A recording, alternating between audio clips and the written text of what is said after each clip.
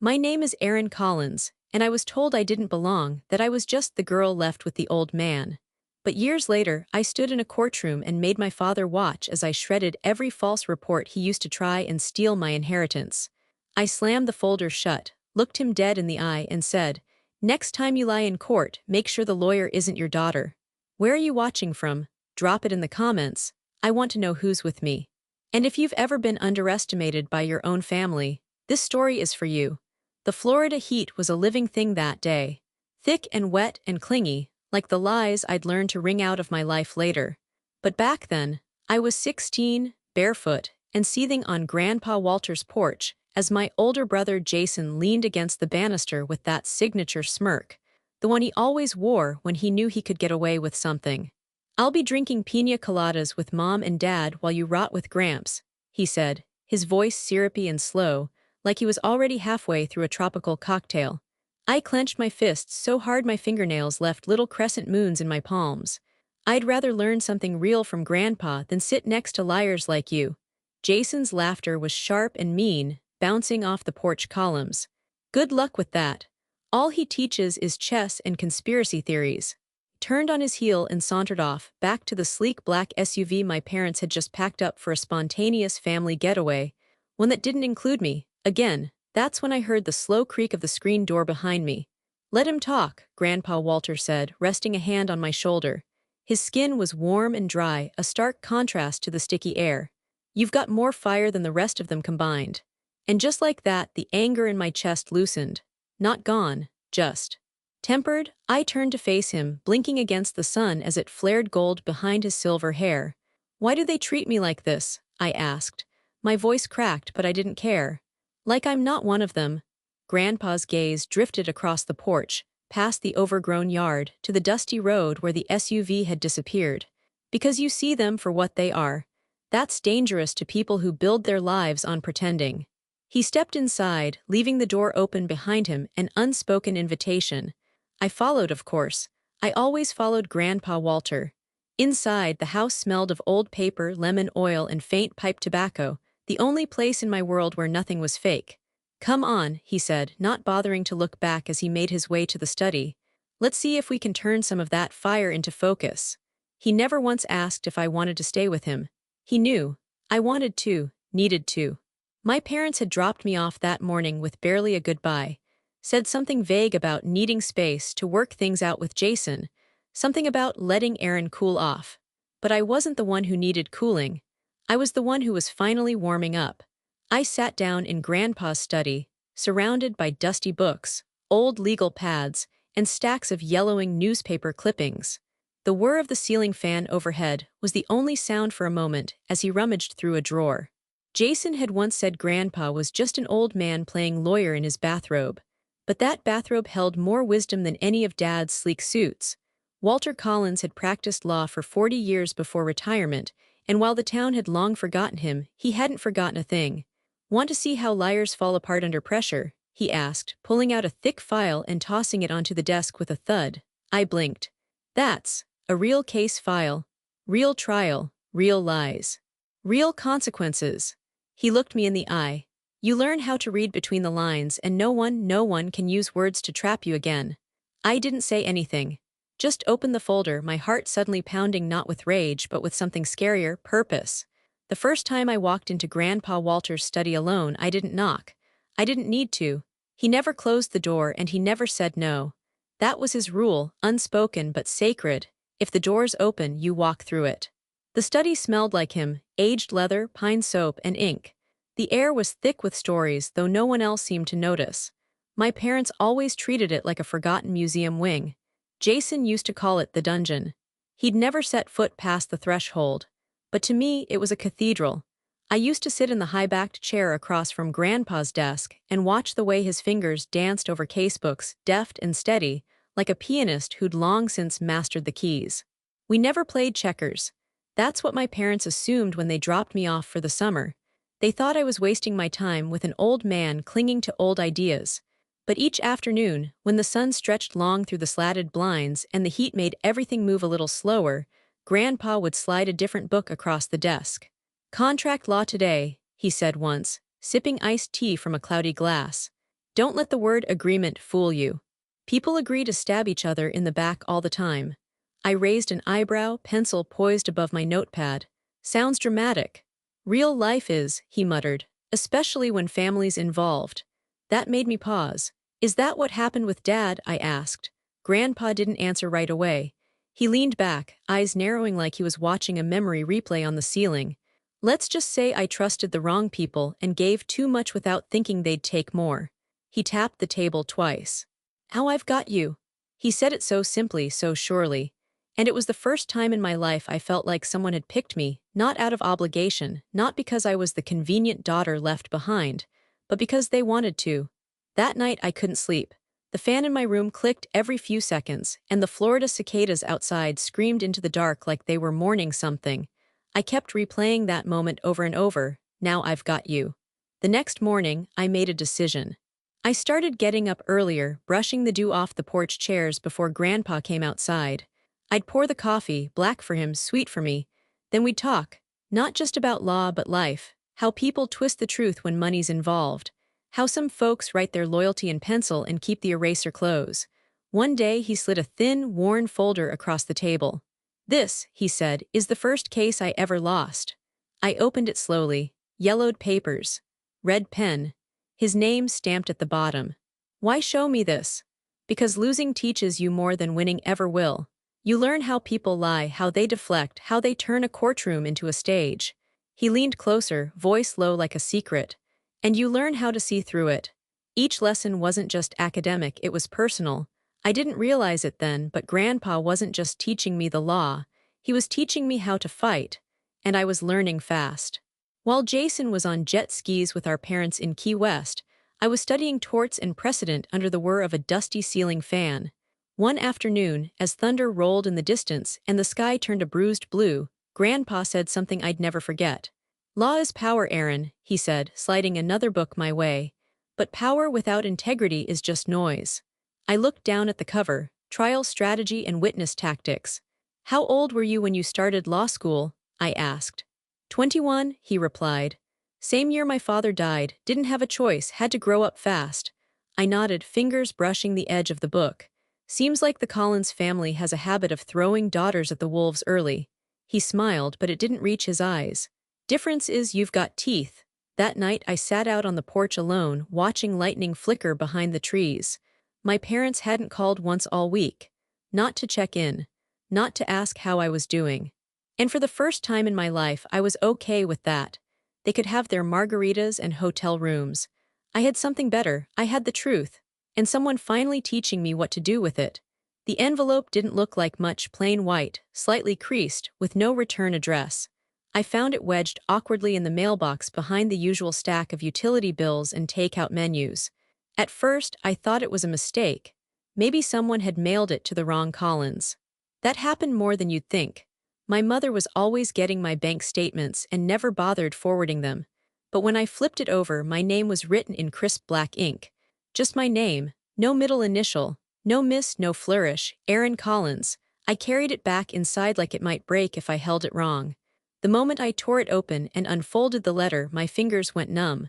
A full scholarship to Southern Atlantic Law. Tuition, housing, and living stipend. Funded by an anonymous donor who believed in my potential. My knees nearly gave out. I sat down hard on the edge of Grandpa's worn leather couch. I read it 3 times before I let myself believe it. I knew instantly who was behind it. No one else believed in me like that. No one else even saw me. I clutched the letter to my chest and whispered, "Thank you, Grandpa." And then I smiled. Not the polite smile I wore at family dinners while my parents gushed about Jason's GPA or his networking brunches with their country club friends. This was different.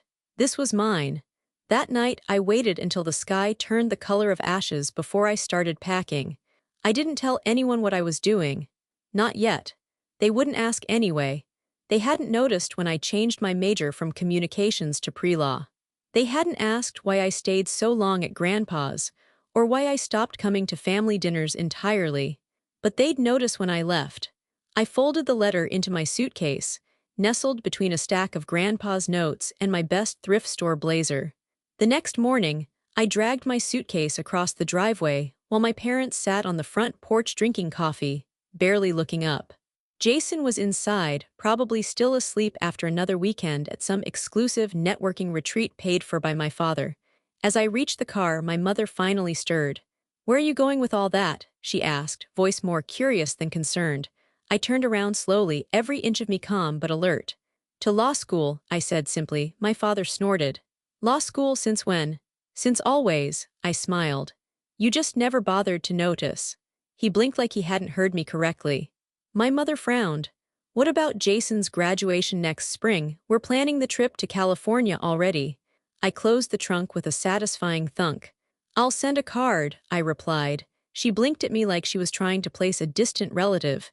"And how exactly are you paying for this fantasy?" I paused, savoring it. "Someone believed in me," I said, and opened the car door. That's all I needed. As I slid into the driver's seat, Jason appeared at the front door, rubbing his eyes and yawning. "What's all the noise?" he mumbled, then he saw me. "Where are you going?" he asked, like I was breaking some unspoken family rule. I leaned out the window. "Somewhere better." Then I started the engine. No long goodbyes, no tears. Just the open road and the scholarship letter glowing beside me on the passenger seat. Atlanta was 5 hours away, but it might as well have been a different world. My new apartment was small, sunlit, and barely had space for my books and desk, but it was mine. No more passive-aggressive post-it notes on the fridge. No more watching Jason bask in praise while I was asked to be quiet, your brother's talking. The first night I sat at that cheap kitchen table, eating noodles out of a mug, I felt freer than I ever had. And then my phone buzzed, a text from Grandpa. "I knew you'd make it. Come by soon. I've got something for you." I smiled through the lump in my throat. He never asked if I was scared. He knew I was. But he also knew I wouldn't back down. That weekend, he drove up from Florida in his ancient green Buick, wearing a straw hat and a mischievous grin. He hugged me tight, then handed me a thick folder wrapped in a rubber band. Inside, my childhood drawings, legal pad sketches of imaginary courtrooms, and one sheet of paper I barely remembered writing. It was a scrawled contract, written in blue crayon with my name at the bottom. "Aaron Collins, future lawyer, justice is my job," I laughed. "Did I really write this?" "You always sign them Aaron J.D., Grandpa said, his voice soft. I kept every one. Tears blurred my eyes. "Why?" He looked at me like the answer was obvious. "Because I knew before you did. Law school didn't get easier. I just got louder." Not in the way my mother used to hiss across the dinner table when I asked too many questions, or how Jason would say, "Can you not make everything into a debate?" This was different. This was the kind of loud that came from knowing you had something worth saying. Southern Atlantic law was a battleground of ambition, privilege, and whispers behind closed doors. I wasn't the loudest. I wasn't the smartest. But I was the most stubborn, and in law school that mattered. I knew what it meant to be underestimated. I'd been trained for it since childhood. Every time a professor called on me expecting a fumble, I gave them a case citation and a counterargument. Every time a classmate raised an eyebrow at my thrifted heels or quiet Southern accent, I gave them a win on the mock trial team. But the best decision I made, I didn't do it alone. Melody was the first to find me. She had short pink hair, a double major in constitutional law and sarcasm, and she ran the student legal aid clinic like a bootleg general. "You want in?" she asked, sliding a coffee across the library table without even asking my name. "What makes you think I'm interested?" I asked. "You read Stare Decisis like it's poetry and mutter trial objections in your sleep," she said, deadpan. "You're already one of us." That's how it started. Me, Melody, and two others. Robbie, the tech wizard who could dig up sealed court records like it was child's play, and Gia, a soft-spoken but brutal cross-examiner who once made a tenured professor sweat during a classroom demonstration. We were all misfits. Kids who'd worked 2 jobs, who didn't have parents paying tuition, who knew what it meant to fight uphill. And together we became a unit. Our cases weren't glamorous.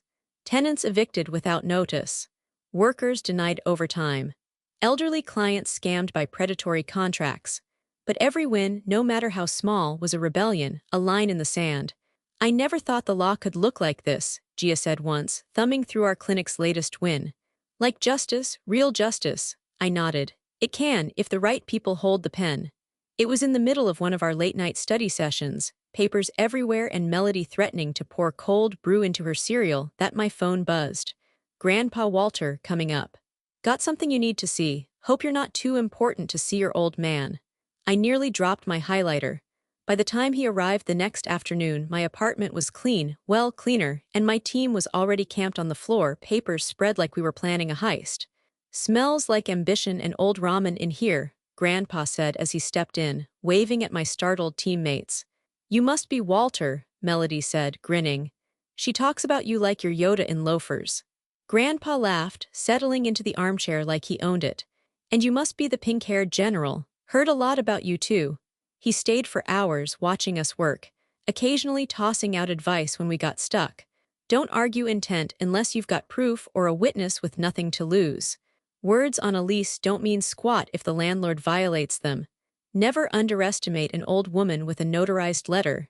They usually win. Later that evening, when the team had gone home and the apartment quieted, he reached into his coat and pulled out a faded brown folder. What's that? I asked, settling beside him on the couch. Your legacy, he said, voice rougher than usual. Or at least the beginning of it. He handed it over and I opened it carefully. Inside were documents, land records, trust deeds, old wills, all with the name Aaron Collins scrawled in margins. Some had been marked decades ago. One had a sticky note in his handwriting. For her if the others fail. I looked up stunned. You've been planning this. I've been watching them, he said. And I've been watching you. They act like inheritance is just about money. It's not, it's about trust. And you're the only one I trust with what matters. Tears stung my eyes, but I blinked them back. He reached out, placing a hand over mine. You've built something real here, Aaron. A firm, a future, and most importantly, a spine. Don't let anyone twist that out of you. I won't, I whispered. I swear. He nodded slowly, eyes gleaming in the dim lamplight. That's my girl. I looked around the apartment, papers, books, my team's coffee mug still on the counter, and realized something I hadn't before. This wasn't temporary. I wasn't just surviving anymore. I was building something. The hardest part wasn't building the firm. It was realizing my parents never planned to walk through the doors. Collins and Associates started with nothing but a borrowed desk, a chipped coffee machine, and 3 brave law school grads who didn't believe in waiting for permission. We leased a cramped office above a bakery in downtown Atlanta. The walls were thin, the AC worked on a part-time schedule, and the paint peeled around the windows. But it was ours. Our first sign, a cheap vinyl banner hung with hope and thumbtacks, read, "Justice isn't just for the wealthy." Clients trickled in. Mostly referrals. Single moms stiffed by employers, tenants dealing with slumlords, immigrant families terrified of paperwork they couldn't read. We didn't ask for much, just the truth. Your firm's not profitable yet, my mother said when she finally found out what I was doing. Her tone wasn't concerned, it was clinical, like she was reading a weather report. That's okay, I said, it's purposeful, she laughed. Purpose doesn't pay taxes. I didn't respond. There was nothing to say to someone who thought value could only be measured in returns. The last time I'd spoken to her before that, she was trying to convince me to help Jason apply for a grant. For a business idea he had. Something about tech and coffee shops, he couldn't even explain it. I just think it would look better if you signed off as a legal advisor, she said sweetly. You know how these committees love credentials. I said no. She didn't call for 7 months after that. Birthdays passed. So did Thanksgiving, Christmas. I stopped expecting cards or awkward voicemails. The silence stopped hurting after a while, it just became part of the weather. Do you think they'll ever come around? Melody asked one evening as we shared leftover Chinese in the office, feet up on the conference table. Maybe when they need something, I said, not bitter, just honest. You're okay with that? I thought about it. About how I no longer flinched when my phone buzzed. About the clients who lit up when I remembered their kids' names. About Grandpa Walter's handwriting on legal folders stacked behind my desk. I think I've learned how to live without applause, I said. And that's the real freedom. She nodded, chewing thoughtfully. Still, sucks that they can't see it. I shrugged. They see what they want, they always have. My office was now twice the size it used to be. We had 6 associates, an office manager, and a paralegal team that could rival most big firms in the city. We didn't wear suits unless we had to. Most days, I wore the same brown leather shoes I'd bought the first week of law school. They still clicked with authority when I walked into a room. On paper, I was a success story. But paper doesn't tell you what it feels like to stare at a blank Christmas card for an hour, wondering if you should send it anyway. Grandpa always called, though. Every birthday, every win, every loss. "You still reading people better than you read cases?" he asked one night. "Trying," I said. "Clients are easier than family," he chuckled. "That's 'cause clients tell you what they want, family expects you to guess it." I missed him more than I ever said out loud.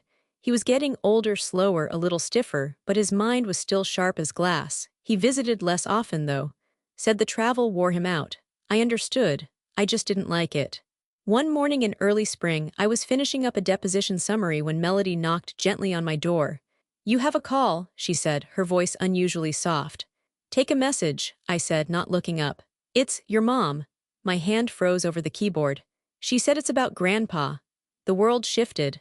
I stood slowly, stomach turning to stone. "Put her through," I whispered. The line crackled, then her voice tight, rehearsed. "Aaron, it's me. Your grandfather passed away last night, in his sleep." Silence, just that single sentence, dropped like a pebble into a still lake, but it hit like a meteor. "When's the funeral?" I asked, voice steady. 3 days, Saturday, he wanted it small." "Of course," I said, "he always hated big crowds." There was a pause on her end, a long one then. I wasn't sure you'd come." I let that sit, then answered, "I'll be there." She didn't say thank you, she just hung up. The sky was overcast, but not dramatically so. No rain, no thunder. Just that muted, heavy gray that settles over Florida mornings like a hush before hard truths. I parked down the street. Not because there wasn't space at the funeral home, but because I needed a moment. To breathe, to brace. As I stepped out of the car, I caught my reflection in the window, dark blazer. Hair pulled back. The gold locket around my neck, a quiet promise I'd kept since law school. Inside, a picture of Grandpa Walter. The only man in my family who ever told me I was enough. The chapel was smaller than I expected. A simple building tucked beside a line of oaks that looked like they'd been there longer than the town itself. When I stepped inside, the air changed. Not just because of the hush or the scent of lilies, but because every head in the room turned toward me. Slowly, coldly, like I was a stranger crashing someone else's grief. My mother stood near the front in a pale blue dress that clashed with the somber mood. She was whispering something to my aunt, but stopped the second she saw me. Her eyes narrowed, just slightly. Enough to register surprise, maybe irritation. And there was Jason. Arms folded, chin up, suit crisp and expensive. He gave me that same smirk he used to wear on the porch all those years ago, except now it came with deeper lines and emptier eyes. "Look who finally remembered she's family," my mother muttered, not bothering to whisper as I passed. I didn't stop. I didn't flinch. I walked straight to the casket. Grandpa looked peaceful.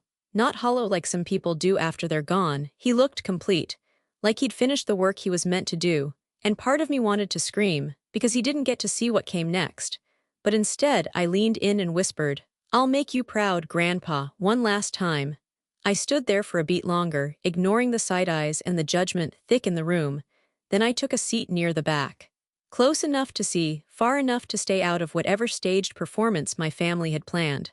The service was short, clean, sanitized. They talked about Walter Collins, the war veteran, the loving father, the pillar of the community. But no one mentioned the books. The notebooks full of case strategy. The endless afternoons teaching his granddaughter how to outwit people who think the world belongs to them. No one said his name like it meant something personal, so I kept that part to myself. After the final prayer, people stood and milled around, shaking hands, offering bland condolences. I tried to slip out quietly, but of course I didn't make it 3 steps before I heard my father's voice. "So this is what brings you home." I turned. He looked older, more tired, but not changed. "I came to say goodbye," I said. "That's what decent people do." He scoffed. "You weren't around when he got sick, you never even called." That hit harder than I expected. "I didn't know he was sick," I replied. "No one told me." He didn't deny it, just pressed his lips into a line and looked away. Jason joined him, arms crossed.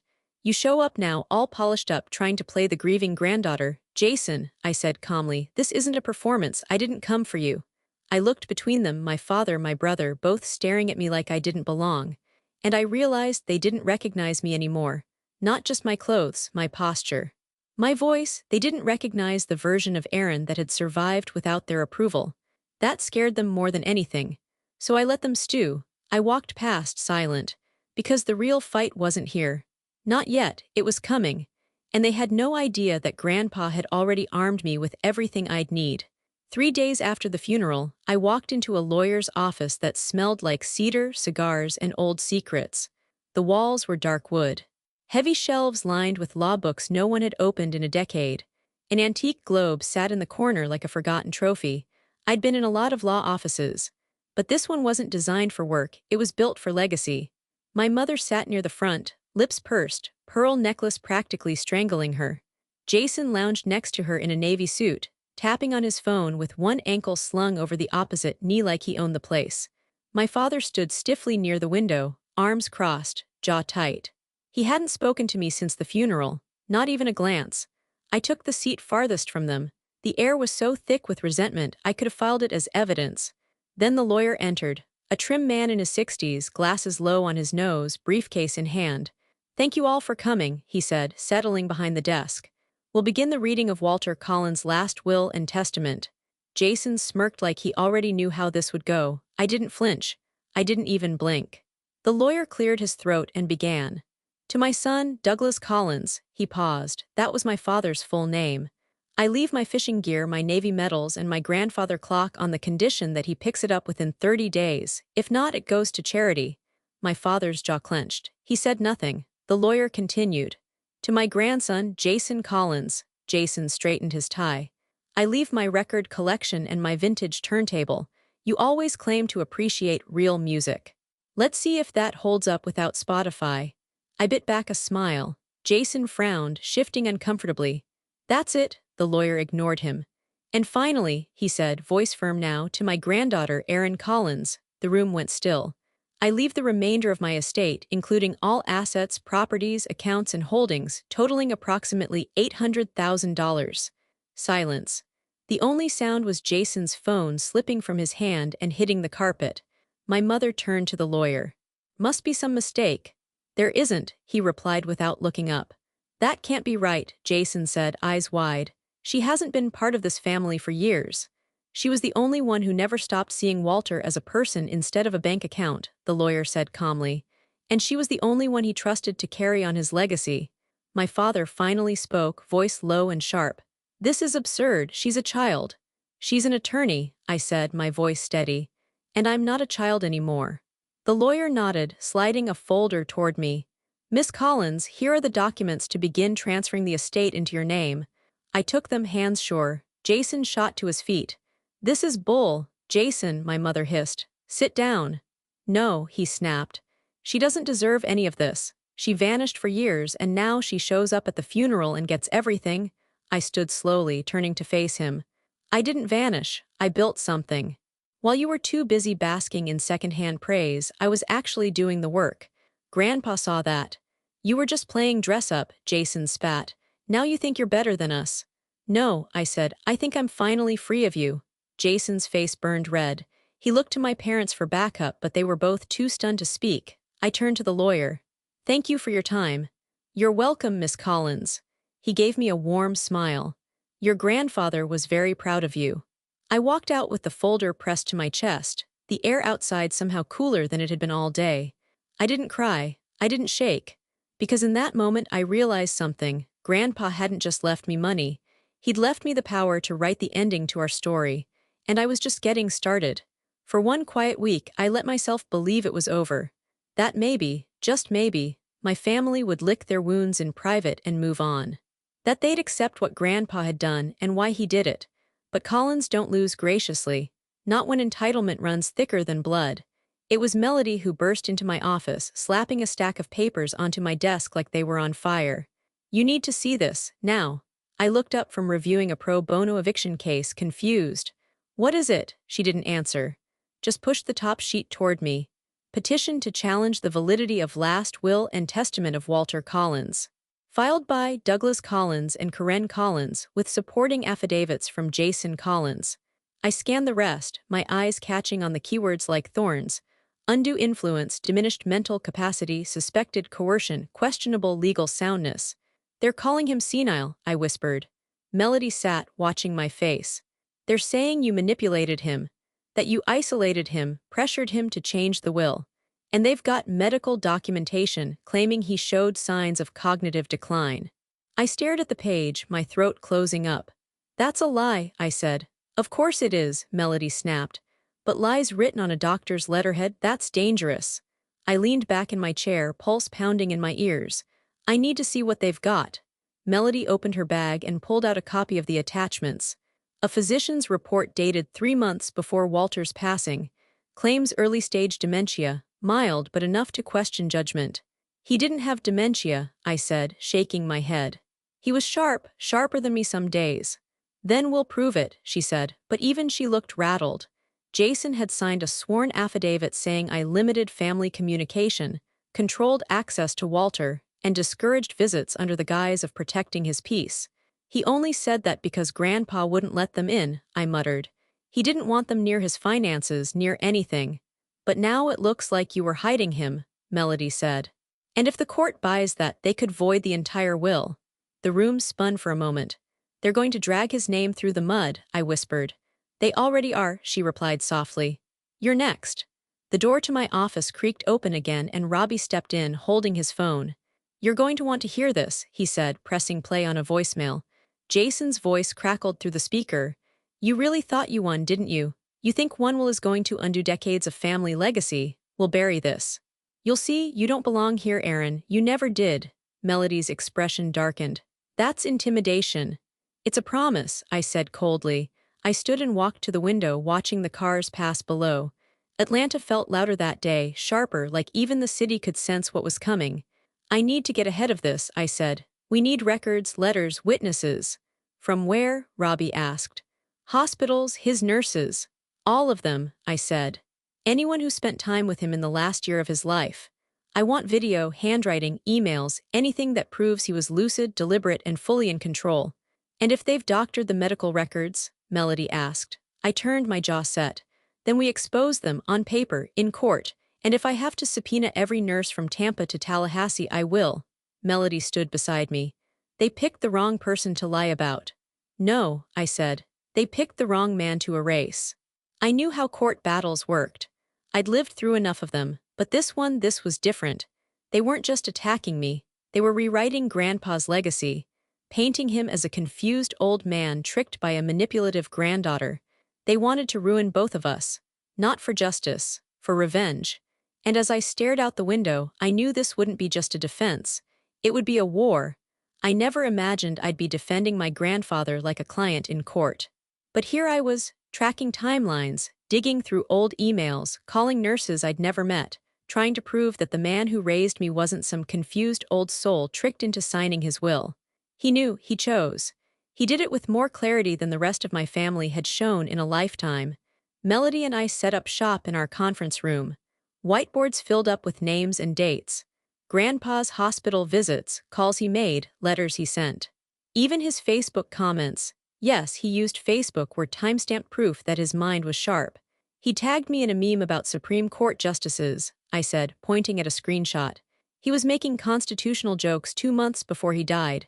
God, I loved that man, Melody muttered, flipping through another folder. Okay, what about medical staff, any hospice notes? I called every nurse who worked the evening shift for his last 6 months. I opened a binder, thumbing through notes. 3 of them agreed to give statements. 1 gave me this. I held up a video, shaky but clear. A nurse named Elena had recorded Grandpa laughing over his crossword puzzles. The date was embedded in the corner, just 5 weeks before his death. The audio played. They think I'm losing my mind, Grandpa chuckled, pen in hand. But I just beat the Sunday edition of the Times in 22 minutes. Aaron's the only one who ever dared to time me. Then he looked straight into the camera. He's gonna be a hell of a lawyer someday. Better than I ever was. That's why she's getting it all. I trust her. Melody's eyes welled up. I didn't let myself cry. I couldn't, not yet. Instead, I called Nurse Elena. Would you be willing to testify? She didn't hesitate. For Walter Collins, absolutely. He talked about you like you were his heartbeat. After that, we tracked down his old law partner, retired now, living in North Georgia. I drove out on a Sunday with a notepad and a recorder. He greeted me on the porch with a weak smile. So you're Aaron. He told me you'd come knocking someday. I blinked. He did. When the vultures show their teeth, my girl will be ready, he said. That was Walter. We sat on his back porch, sipping tea while he recounted Grandpa's final visit. He brought the will, asked me to read it over, asked questions, made adjustments. His mind was a steel trap, and I told him so. I pulled out a recorder. "Would you be willing to say that again on the record?" He smiled. "Gladly." When I got back to Atlanta, Melody and Robbie had even more. They'd combed through Grandpa's handwritten legal essays. He'd written 6 full-length briefs in the final 3 months of his life. Complex arguments, flawless structure, tight logic. One of them was dated the same week Jason's doctor claimed he was in cognitive decline. "We cross-referenced this with the nurse's testimony and the will revisions," Robbie said, "and it's airtight. Except for the forged records," Melody added. "We still need to prove that someone tampered with those files." I nodded. "That's next." I drove back to the hospice facility 2 days later and met with the administrator, a no-nonsense woman named Marie with salt and pepper curls and reading glasses she never actually wore. "I'm not supposed to talk to you without a court order," she said, arms crossed. I set down a copy of the medical summary Jason had filed.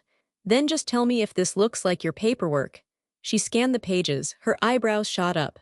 This isn't our format," she said. "We don't use this header, and this doctor hasn't worked here in 5 years." My heart thudded. "Would you sign a statement saying that?" Marie looked me in the eye. "If someone's forging our records to alter a will, you bet I will." By the end of the week, I had everything. 3 nurses with statements and video.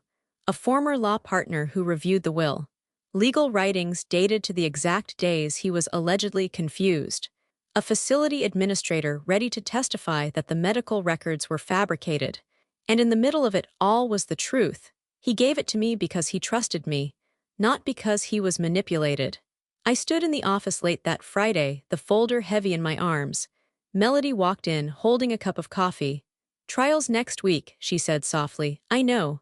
You ready?" I looked down at the folder. "I've been ready since I was 16. The courtroom smelled like fresh varnish and old injustice. I stood just outside the heavy double doors, smoothing the hem of my vintage brown suit.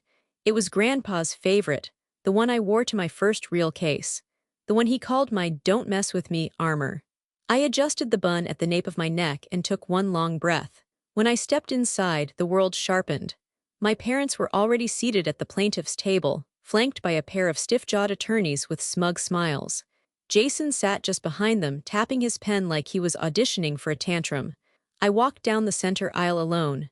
No fanfare, no entourage, just me and everything I carried.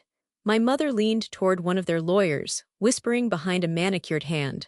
Jason turned in his seat, eyes trailing me with theatrical disbelief. "You didn't even hire a lawyer," he called out with a laugh that echoed too loud in the chamber. "Pathetic." I didn't blink. Because I had seen what pathetic looked like. It was dressed in entitlement, clinging to lies like a lifeline. I placed my briefcase on the defense table, opened it slowly, and laid out my materials with surgical care. The judge entered. A tall woman with silver curls and sharp eyes that missed nothing. She adjusted her robes and gave the room a quiet once-over. Then her eyes landed on me. "Miss Collins," she said, voice warm with recognition. "Welcome back. Who are you representing today?" I stood, chin high. "Myself, Your Honor." Gasps rustled through the room like wind through dry leaves. My mother's purse slipped from her lap and hit the floor with a muted thud. Jason's mouth hung open like a cartoon. I didn't give them the satisfaction of a glance. "Proceed," the judge said, a faint smile tugging at her lips. The plaintiff's attorneys began with a cold, polished version of the story. An old man vulnerable. A granddaughter with too much access. A sudden dramatic change in the will. They used words like coerced, confused, mentally compromised. I watched my father keep his face carefully blank, while my mother dabbed at her eyes with a tissue that never once touched tears. Then it was my turn. I stood slowly, walking toward the jury with deliberate steps. No theatrics, no raised voice, just truth. "My grandfather was not confused," I said. "He was deliberate, sharp, and tired of being treated like a cash register." I handed the court clerk Exhibit A, the hospice video of Grandpa completing a crossword, time-stamped and clear. The courtroom watched as he looked into the camera and said, "She's gonna be a hell of a lawyer someday, that's why she's getting it all." I moved on to Exhibit B, the signed statement from his former law partner. He reviewed the will, adjusted it, Knew exactly what he wanted, I explained. And this man, this witness, was there to confirm it. Exhibit C, the facility director's signed statement identifying the dementia diagnosis as falsified. Your Honor, I said, locking eyes with the judge, not only was the decedent mentally sound, but the plaintiffs knowingly submitted forged documents in an attempt to alter the will. I heard my mother inhale sharply. Jason sank lower in his seat. I returned to the table and held up the final file. Everything I've submitted is verifiable, all of it. Then I turned to face my family directly for the first time.